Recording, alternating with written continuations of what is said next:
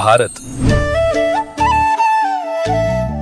ही आपली पुण्यभूमी, आपली कर्मभूमी, आपली माती हीच आपली खरी जीवनवाहिनी आहे। ही मातीच आपल्या अन्नदात्याचा आधार आहे आणि आपल्या येणाऱ्या पिढ्यांची सर्वात मोठी संपत्ती आहे। पण आज काय होतंय?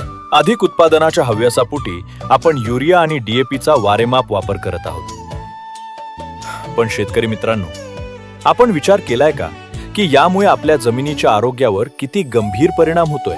जमिनीची सुपीकता घटतेय, आवश्यक सूक्ष्म पोषक घटक संपत चाललेत आणि या सर्वांमुळे शेतीचा खर्च दिवसेंदिवस वाढतच आहे। यावर आता एकच प्रभावी उपाय आहे, तो म्हणजे संतुलित खत व्यवस्थापन। केवळ रासायनिक खतांवर अवलंबून न राहता जैविक खतांचा वापर वाढवा। हिरवळीची खते आणि गांडूळ खताच्या वापरानं जमिनीचा कस पुन्हा जिवंत करा।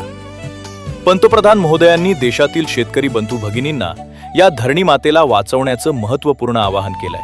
मेरे किसान भाई बहन, ये धरती माता को बचाना, यूरिया के कितने ही थैले डाल दे, यूरिया खिला खिला करके हमें धरती माता को मारने का कोई हक नहीं है। युरियाचा अतिवापर जमीन